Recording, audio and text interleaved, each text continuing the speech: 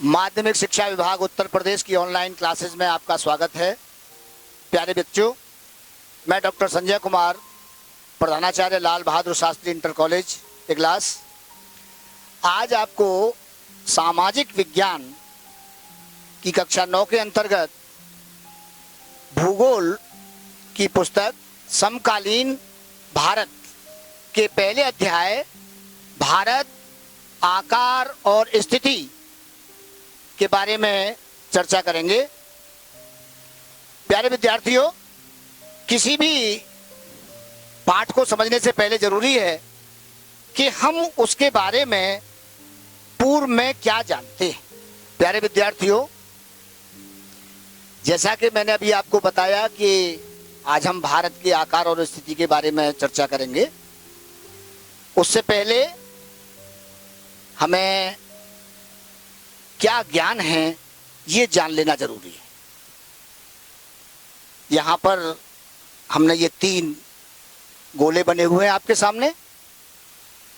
एक यहां बना हुआ है, इस पर आप देख रहे होंगे ये लाइन पूरब से पश्चिम की ओर बनी हुई है, यहां पर उत्तर से दक्षिण की ओर बनी हुई है, और ये जो तीसरा ग्लोब है इसमें दोनों प्रकार की लाइन बनी हुई है। हमने पिछली कक्षाओं में पढ़ा है कि जो हमारी पृथ्वी है उसको कुछ काल्पनिक रेखाओं से विभक्त किया हुआ है। पहले चित्र में आप देखिए, जो रेखाएं पूरब से पश्चिम की ओर जा रही हैं उन्हें हम कहते हैं अक्षांश, और जो रेखाएं उत्तर से दक्षिण की ओर आ रही हैं उन्हें कहते हैं देशांतर।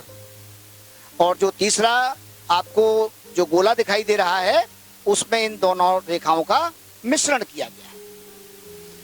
इनकी जरूरत हमको पड़ती है ये जानने के लिए कि पृथ्वी पर कोई भी स्थान कहां पर स्थित है।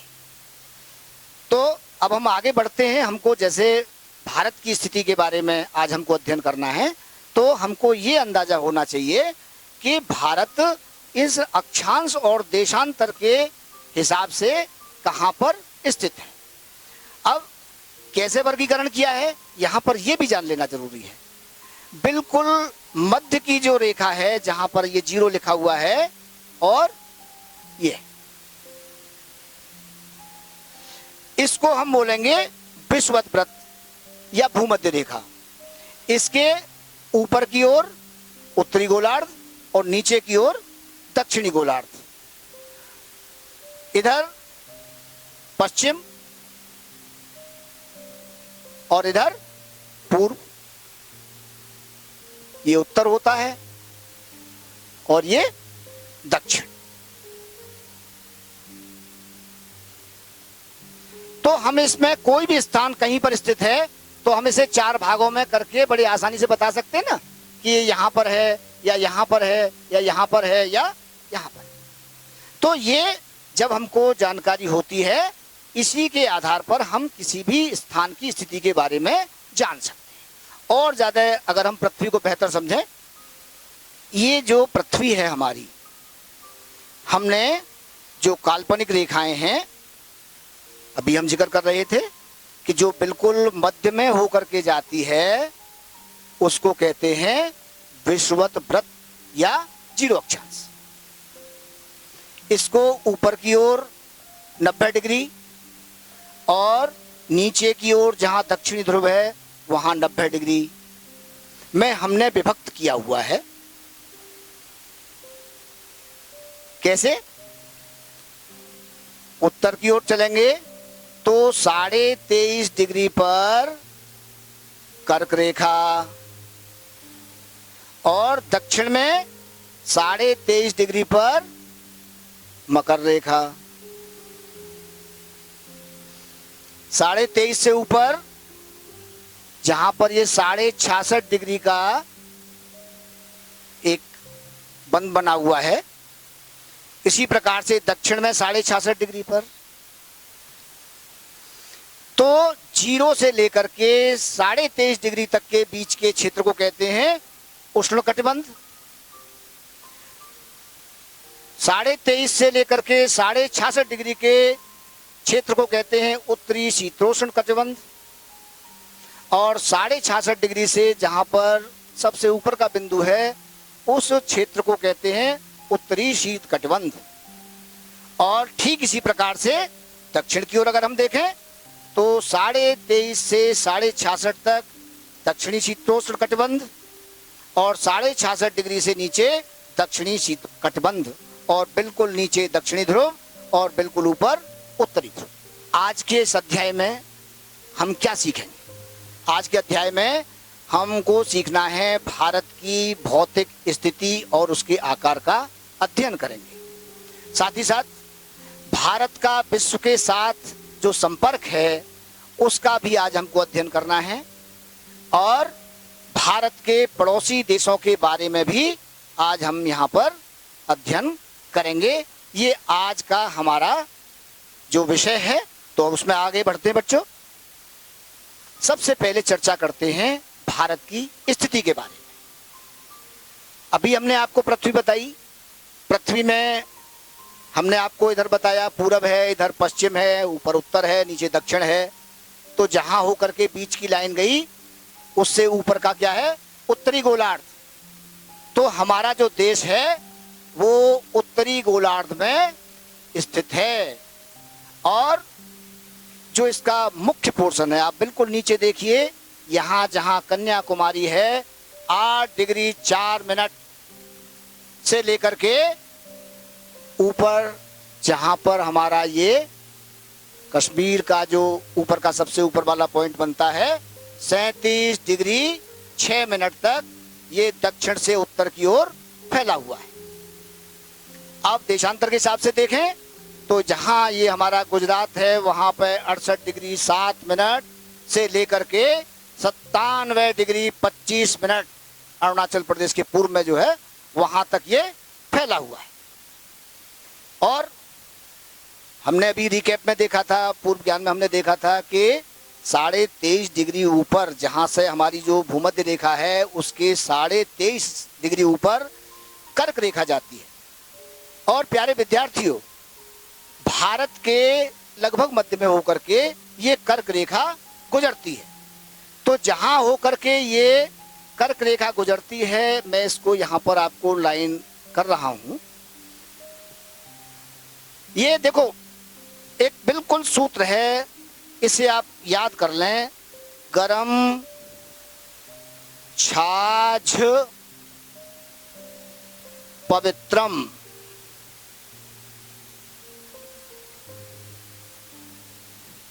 ग से गुजरात, र से राजस्थान, म से मध्य प्रदेश, छ से छत्तीसगढ़, झा से झारखंड, प से पश्चिम बंगाल, और फिर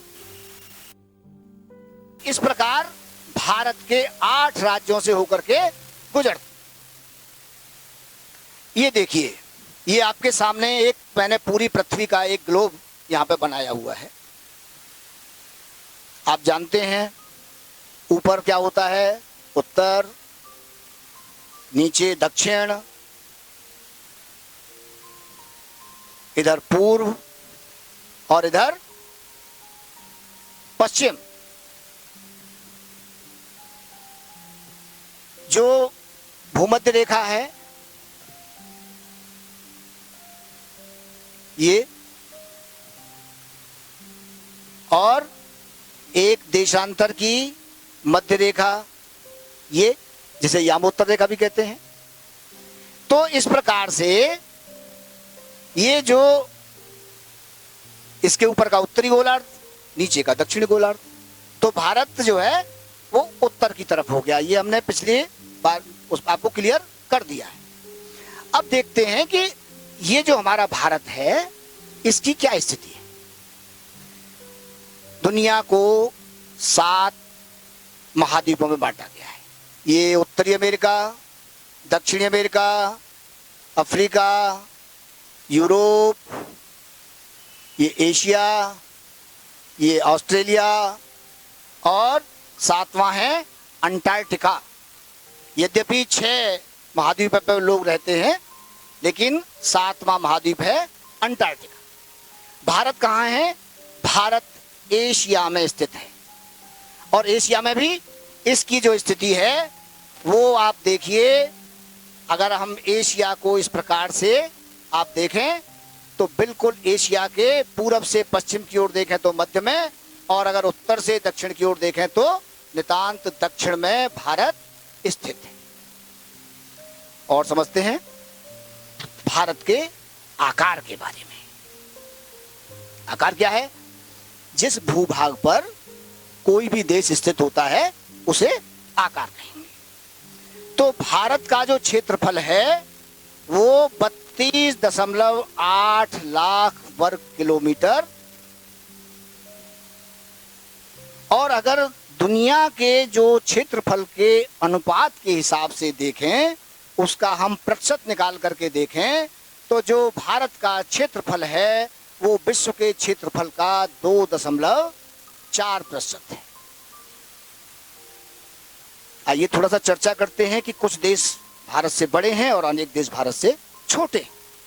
भारत एक विशाल देश है, और भारत से जो बड़े देश हैं उनकी ओर अगर हम देखें तो देखिए, ये एक यहाँ पर चार्ट बना हुआ है। अगर आप इस पे थोड़ा गौर से देखेंगे, यहाँ हमारा भारत स्टैंड करता है, जिसका एरिया है 32.8 लाख वर्ग किलोमीटर। उससे बड़ा है ऑस्ट्रेलिया, उससे बड़ा ब्राजील, ब्राजील से बड़ा चीन, चीन से बड़ा संयुक्त राष्ट्र अमेरिका, उससे बड़ा कनाडा, और विश्व का सबसे बड़ा देश है रूस। और कितना बड़ा है? लगभग आप देखिए 5 गुने से भी थोड़ा सा ज्यादा बड़ा है।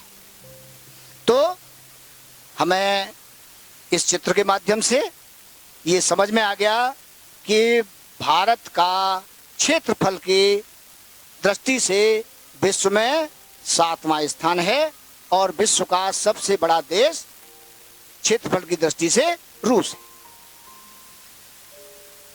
और समझते हैं भारत के आकार को, थोड़ा विस्तार से समझते हैं। कोई भी देश है या कोई भी स्थान है, हम जैसे भारत की बात कर रहे हैं, भारत की कुछ सीमाएं जमीन से जुड़ी हुई हैं और कुछ समुद्री सीमाएं होती हैं। तो यदि हम देखें तो भारत की जो स्थल सीमा है वो है लगभग 15,200 किलोमीटर, और ये इस प्रकार से फैली हुई है।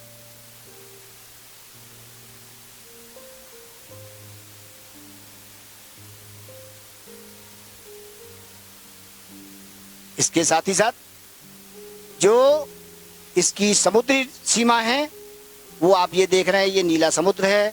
यहाँ से लेकर के इस तरीके से वो स्थलीय सीमा की लगभग आधे के करीब होती है, जिसमें ये हमारे जो अंडमान निकोबार द्वीप समूह और लक्षद्वीप समूह हैं, इनकी भी समुद्री सीमा मिलती है, और वह है 7,516.6 किलोमीटर। तो ये भारत के आकार की स्थिति हो। भारत के उत्तर में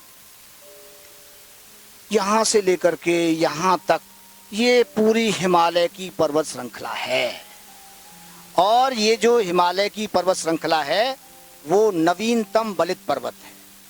बिल्कुल नवीन, बलित माने जो बढ़ रहा है बलयाकार आकृति में। और इसका आप देखिए दक्षिण की ओर देखिए, बिल्कुल नीचे की ओर जैसे जैसे भारत जाएगा 22 डिग्री उत्तरी अक्षांश से हिंद महासागर की ओर सकरा होता चला जाता है। इसके पश्चिम में अरब सागर, और पूरब में क्या है? बंगाल की खाड़ी स्थित है। ये भारत के आकार की स्थिति है। और थोड़ा भारत के आकार को समझते हैं। ये आपके सामने भारत का नक्शा है। यहां गुजरात,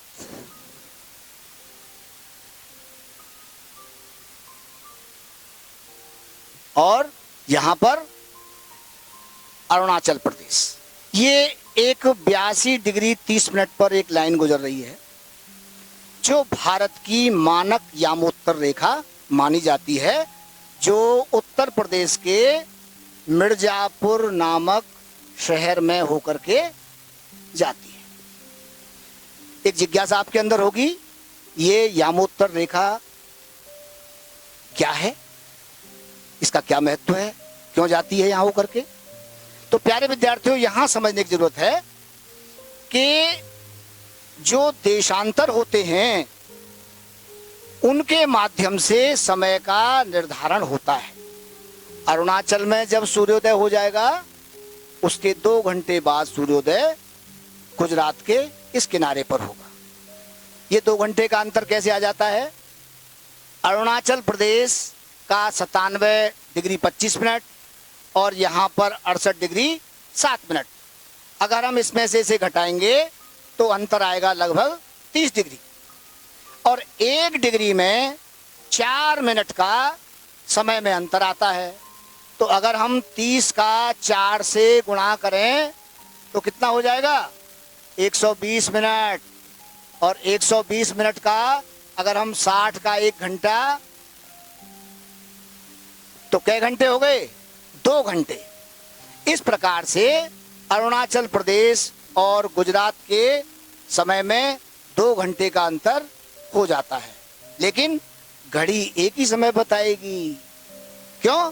क्योंकि मानक समय 82 डिग्री 30 मिनट पर जो मानक यामोत्तर रेखा भारत की मानी गई है उसके अनुसार समय का निर्धारण होता है। और आगे बढ़ते हैं। भारत तथा विश्व, भारतीय भूखंड आप इस नक्शे में देख रहे हैं। ये पहले मैंने बताया क्या है, उत्तर, ये दक्षिण, ये पूर्व और ये पश्चिम। तो भारतीय भूखंड एशिया महाद्वीप के पूर्व, और यहां पर अब आप देखें जो पूरी पृथ्वी के सापेक्ष उत्तर दक्षिण की स्थिति थी वही यहां पर है। यहां एशिया का ये उत्तर हो गया, ये दक्षिण हो गया, ये पूर्व हो गया, ये पश्चिम हो गया। तो भारत कहां पर है? एशिया के बिल्कुल मध्य में स्थित है, और भारतीय भूभाग जो है वो एशिया का बिल्कुल नीचे दक्षिण की ओर है। जो हिंद महासागर है, आप यहां देखिए गौर से, जैसी भारत की स्थिति बनती है वैसी दुनिया के किसी भी देश की स्थिति नहीं है, और इसीलिए इस महासागर का नाम हिंद महासागर डाला गया, क्योंकि भारत की स्थिति यहाँ पर इस प्रकार की है कि वो पूरी तरीके से उसका तटीय क्षेत्र सर्वाधिक यहाँ पर फैला हुआ है। हिंद महासागर में जो तटीय स्थिति भारत की है वैसी किसी भी और देश की नहीं। आइए आगे की ओर बढ़ते हैं। भारत तथा विश्व, प्राचीन काल में आप देखेंगे भारत में लोगों का आने जाने का सिलसिला दुनिया के लोगों के साथ रहा है। कितने यात्री भारत आए, भारत से व्यापार किया। वास्को डी गामा के भारत आने से पहले भारत के समुद्री मार्ग का किसी को ज्ञान था नहीं, तो लोग कहाँ से जाते थे? स्थलीय मार्गों से जाते थे, और यहाँ पर जो पर्वत श्रृंखला है उसमें दर्रे बने हुए थे, वहाँ के द्वारा दुनिया के सुदूर देशों से भारत का व्यापार होता था। आप देखेंगे कि भारत के जो विचार थे, रामायण के पंचतंत्र की कहानियाँ हों या भारतीय अंक एवं दशमलव प्रणाली हो, वो दुनिया में इन्हीं स्थलीय मार्गों के माध्यम से फैली। मसाले, मलमल, कपड़े, ये जितने भी प्रकार के व्यापार थे वो स्थलीय मार्गों से ही होते थे। साथ ही साथ जो पश्चिम एशिया की जो वास्तुकला थी, आपने भारत की आप मीनारों को देखें, गुम्बदों को देखें, तो वहाँ पर आपको दिखाई देगा कि जो पश्चिम एशिया की जो स्थापत्य कला थी उसका प्रभाव भारतीय गुम्बदों पर और मीनारों पर देखने को मिलता है। भारत का विश्व के साथ संपर्क तो युगों पुराना है, लेकिन जब वास्को डी गामा भारत आया तो समुद्री मार्ग की खोज हो गई। और समुद्री मार्ग की खोज होने से पहले भारत यात्री आते जाते थे दर्रों से। जब समुद्री मार्ग की खोज हो गई तो यूरोप के साथ भारत का संपर्क जुड़ गया। और अब थोड़ा हम पीछे की तरफ एक स्लाइड में देखते हैं। पहले यूरोप से चल के जब वास्को डी गामा आए तो इस तरीके से घूमते हुए यहां भारत तक पहुंचे, लेकिन बाद में यहां पर एक नहर बनी जिसे स्वेज नहर कहते हैं। और इस स्वेज नहर के द्वारा जो 1869 में बनी 7000 किलोमीटर की दूरी यूरोप से भारत की कम हो गई। और इस प्रकार से भारत का समुद्री मार्गों से यूरोप के साथ और ज्यादा गहरा संबंध हो गया। भारत और उसके कुछ पड़ोसी देशों के बारे में चर्चा करते हैं। प्यारे विद्यार्थियों, भारत जो है वो दक्षिण एशिया का एक बहुत ही महत्वपूर्ण स्थान है।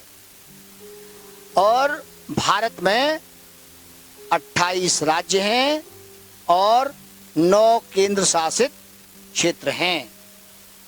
आपकी पुस्तक में ये लिखा हुआ है। अब थोड़ा सा परिवर्तन हो गया है। परिवर्तन कैसे हो गया?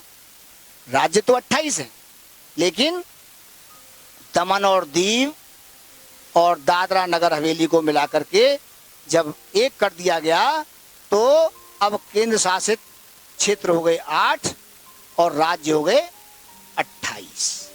ये भारत की स्थिति। इसके साथ जो इसके पड़ोसी देश हैं उनकी तरफ देखें आप। ये उत्तर है, ये दक्षिण है, ये पूरब है और ये पश्चिम है। तो कौन सा देश स्थित है पश्चिम में? पाकिस्तान। ऊपर यहां अफगानिस्तान की सीमा मिलती है, उसके साथ चाइना, नेपाल, तिब्बत, भूटान, बांग्लादेश और पूरब में म्यांमार। पाकिस्तान, अफगानिस्तान, उत्तर में चीन, तिब्बत, भूटान, पूरब में बांग्लादेश और म्यांमार। और क्लियर समझ लीजिए, यहां देखिए आप, ये उत्तर पश्चिम में पाकिस्तान, अफगानिस्तान देखिए यहां पर जुड़ रहा है। उत्तर में चीन, तिब्बत और नेपाल, भूटान। पूरब में आएंगे म्यांमार और बांग्लादेश। इसके साथ ही साथ हम दक्षिण की ओर देखें तो श्रीलंका और जहां पर हमारा लक्षद्वीप है उसके नीचे ये मालदीव। तो ये 2 दक्षिण विदेश हो गए। भारत और लंका के बीच में एक छोटा समुद्री रास्ता है जिसे पाक जनसंधि तथा मन्नार की खाड़ी कहते हैं। और समझते हैं आगे। और प्यारे विद्यार्थियों, आपको और ज्यादा अगर भारत के आकार और स्थिति के बारे में पढ़ना है तो एनसीईआरटी ने इसरो की सहायता से ये एक वेबसाइट बनाई हुई है, http://bhuvan@1.nrsc.gov.in/mhrd/ncert। आप इस पे जाएं, बहुत अच्छे अच्छे आपको नक्शे वहां पर देखने को मिलेंगे। आइए अब थोड़ा सा गृह कार्य की ओर बढ़ते हैं। आज आपने भली प्रकार से समझ लिया है भारत की आकार क्या है, भारत की स्थिति क्या है, विश्व के सापेक्ष भारत का आकार क्या है, भारत के पड़ोसी राज्य कौन से हैं। इसका हमने विस्तृत अध्ययन इस अध्याय में कर लिया है। भारत की किन किन देशों से सीमाएं मिलती हैं, भारत की समुद्री लंबाई कितनी है, स्थलीय सीमाएं कितनी हैं, इन सब का हमने इस अध्याय में अध्ययन कर लिया है। अब हम कुछ प्रश्न करते हैं। पहला प्रश्न है, 4 आपके ऑप्शन दिए हुए हैं, निम्नलिखित 4 उत्तरों में से उपयुक्त उत्तर छांटिए। कर्क रेखा किस राज्य से नहीं गुजरती है? यानी कि हमने अभी आपको बताया था राजस्थान से गुजरती है, छत्तीसगढ़ से गुजरती है, त्रिपुरा से गुजरती है। तो जहां से नहीं गुजरती है उसको आप टिक करेंगे कॉपी पर। उसी तरीके से दूसरा प्रश्न है, भारत का सबसे पूर्वी देशांतर कौन सा है? ये अभी हमने आपको बताया था। ये आप इसमें से छांटेंगे, एटलस देखेंगे, अपनी कॉपी के ऊपर से लिखेंगे और आपको इनके संक्षेप में उत्तर देने हैं। अरब सागर तथा बंगाल की खाड़ी में स्थित द्वीप समूह के नाम बताइए। दक्षिण में कौन कौन से द्वीपीय देश हमारे पड़ोसी हैं? अभी हमने आपको 2 मिनट पहले बताया था। बिल्कुल नीचे की ओर जाइए, दक्षिण का मतलब नीचे, ढूंढिए एटलस में, आपको उत्तर मिल जाएगा। उसी तरीके से दूसरा प्रश्न, हमारे उत्तर पश्चिमी, उत्तरी तथा उत्तर पूर्वी पड़ोसी देशों के नाम बताइए। जाइए ऊपर उत्तर, इधर उत्तर पश्चिम, उत्तर और उधर उत्तर पूर्वी, एटलस में देखेंगे, आप उनके नाम बता देंगे। भारत में किन किन राज्यों से कर्क रेखा गुजरती है? हमने आपको बताया था, वो सूत्र भी एक बताया, उसको याद रखिए, आपको उत्तर मिल जाएगा। गरम छाछ पवित्रम से आपको उसका उत्तर मिल जाएगा। मैं समझता हूं आपकी बात समझ में आ गई होगी। आप इसे और बेहतर तरीके से अपनी नोटबुक के ऊपर करेंगे। ध्यान रखें, हमें इस गृह कार्य को भी करना है, घर पर रहना है, सुरक्षित रहना है, पढ़ते रहना है, समझते रहना है और कोविड-19 से बचाव करते हुए अपने अध्ययन को आगे बढ़ाना है। Thank you.